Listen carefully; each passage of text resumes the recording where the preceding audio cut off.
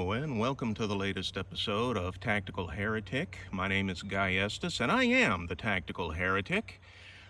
Coming at you from my usual little pistol range in my back pasture here. As usual, we are outside, so I ask you to pardon the background noise, the occasional traffic, or what have you. Don't know if you can hear it, but in the distance there is an ice cream truck. Nothing makes me want to possess an RPG more than the sound of that stupid ice cream truck. But so if you can't hear it, I apologize. And by the way, that was a joke. For all of the YouTube, social media, whoever freaks out, I was kidding. I'm not actually plotting to blow up the ice cream truck. So what we have here today, new cartridge in 45 Colt that I'm very eager to test. Hornady's Lever Evolution, a 200 grain hollow point. And the interesting thing about this, it uses their flex tip technology, which I'm real eager to see how this does, because an issue with hollow points, as I'm sure most of y'all know, and as we have seen on many of these tests, is the hollow point plugs with material, fails to expand, and acts just like a plain old round nose. The flex tip technology takes that bug in the hollow point design and actually turns it into a feature by already filling the hollow point with a pliable material. Now, it's not soft as jelly, but it's got some pliability to it. The Lever Evolution, as well as the Critical Defense and Critical Duty, make use of that. The Lever Evolution has this particular shape for better aerodynamics so that you can get better accuracy out of typical lever action rounds, which, on kind of a personal note, I'll hear that a lot of these lever action rounds, particularly 30-30, which is one of my favorite rifle cartridges, I've heard it called inaccurate. Is it accurate enough for the Camp Perry matches? No. But shooting offhand with standard iron sights on my Marlin 336 at 100 yards, I have gotten groups under 3 inches. So while that might not be match grade accuracy, that is plenty accurate enough for most shooting that you would need to do.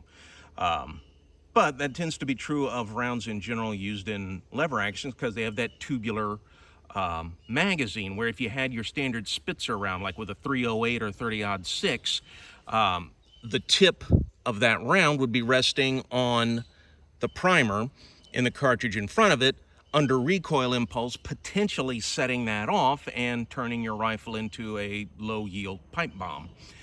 So that's why they got to use the round noses and flat points and things like that. Well, the Lever Evolution, since it gives that point to give better aerodynamics, but it's also pliable enough that you don't have to worry about it acting as an impromptu firing pin on the round ahead of it in the magazine. But since this makes use of that little bug, like I said, it takes a bug in the hollow point design and turns it into a feature. I'm very, very eager to see how these things will do, because as we've seen with previous tests with 45 Colt as well as 44 Special, results have not been terribly impressive, especially when we put the 4 layers of denim on there. Without that, some of them, a lot of them do well enough, but once you put those 4 layers of denim, that's it. It plugs that hollow point, it zings on through. So I'm very, very eager to see how these do. Now, Hornady's advertised velocity on this, which they have on the box, is 950 feet per second. They do not say what barrel length that's out of, but 950 feet per second, under 1,000 feet per second, that's got to be out of a revolver length barrel. My God, if a 200 grain bullet is doing under 1,000 feet per second out of a carbine or rifle length barrel, you did something wrong.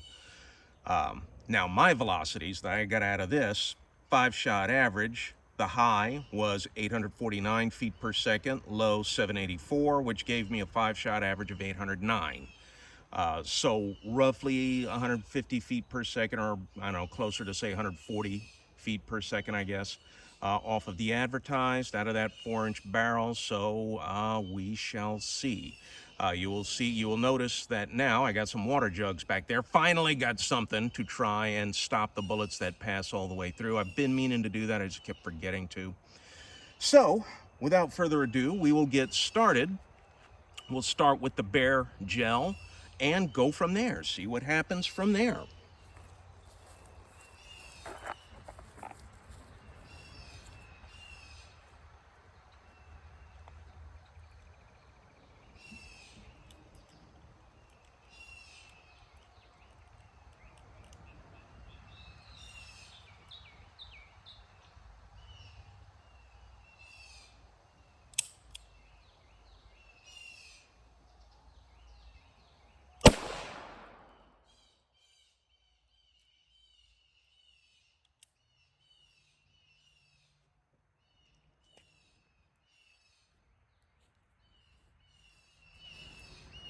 You gotta be kidding me.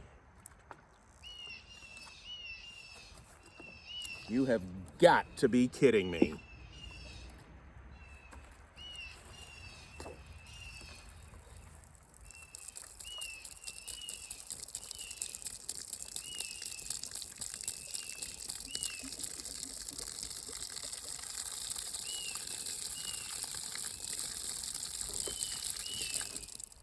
Wow. Behr gel, polymer point to plug up the hollow point and aid expansion, nothing. I could reload this bullet into another case and fire it again. And you know what? I might save it to do just that. See if I can serve it at a higher velocity and see what happens. We'll take another shot just in case this was a fluke, but I am not optimistic about this. And we'll try again, see what happens here.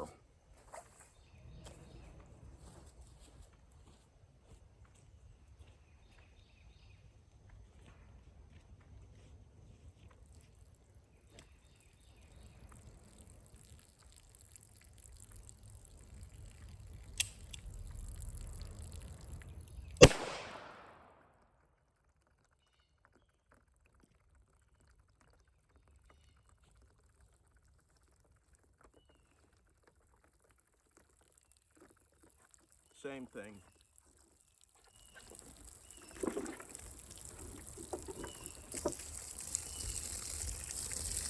Well, at least it stopped in one jug.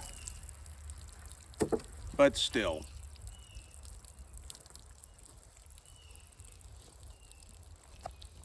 You can look in there and see zero expansion. The only deformation on it is from the rifling.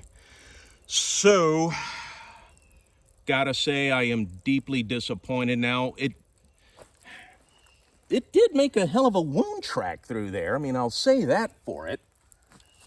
At least the first one did. The second one, not so much. So, the first one, you'll see these huge fins, basically, because looking at them, they're largely two-dimensional. They're not real thick at all. They're like little flaps coming out here. That's not a huge cavity that it did going through there. But the second channel, which parallels this one, it's just on the other side, so you all can't see it. It doesn't do that. So I don't know what happens there. Now, some people think that's the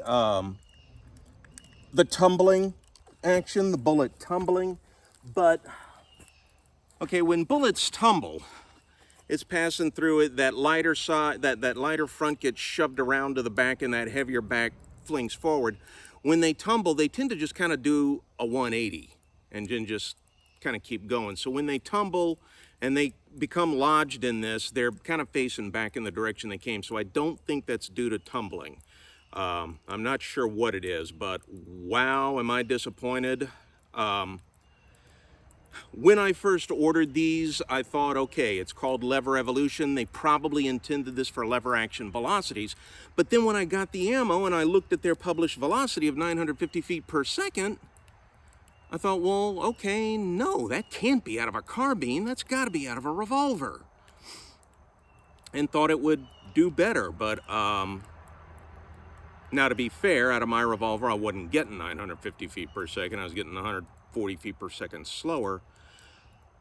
But still, bit of a disappointment. I mean, not everybody who uses 45 Colt, especially people who are using them for self-defense, are going to be firing this out of 7.5-inch peacemakers or out of buntline specials, for crying out loud.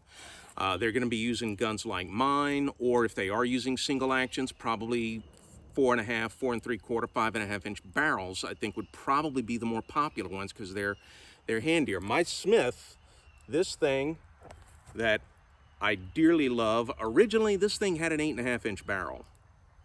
And while I loved the look on that barrel, that big old dirty, hairy horse pistol looking thing, it was a pain in the ass to lug that thing around.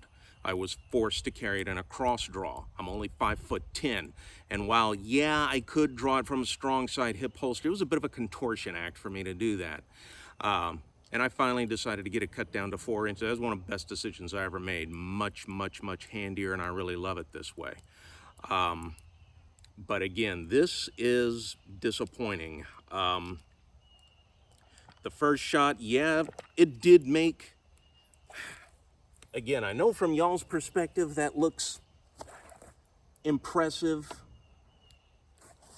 but from the end here, let me see if I can get this over here without shaking things up too much, so y'all can maybe kind of get y'all a better view on it. And again, I'm not sure how well you can see right there, but what from that side looked like a big old wound channel, it's not. They're pretty flat. I would say at their widest, not much really any wider than the diameter of the bullet in there. So that's not like a big old cavity that it did it. And then here's the other entrance, the other shot, the channel, it doesn't do that at all. So I don't know what caused that. It's not something I'd want to bet my life on. And again, if over penetration's not an issue for you, well, then this isn't an issue. For me in home defense and having other people in my home, yeah, it is an issue. So I do worry about that. So I was really hoping I'd found a good defense load. Once again, frustrated by failure. So that's what I got for y'all today. I do have some others coming up. Several of y'all have mentioned buffalo bore ammo, which I am aware of, and it is on my radar, and I do want to test it. Really, my only hang-up is that stuff's pricey. 45 Colt, you're looking at $50-something for a box of 20, and then once you factor in shipping, it's probably going to be closing in on 80 bucks at that point for a box of 20 rounds. So yes, I do. They do have a couple of loads in 45 Colt I mean to test. It's just those suckers are pricey, and there are others that I'm also curious about. I do want to try the critical defense flex tips, see if those do any better. Out of my short barrel 9mm, they do well, so I don't know. Here's hoping. So that's what I got for y'all today. Thanks for joining me. Please hit like and subscribe, and I'll catch y'all next time.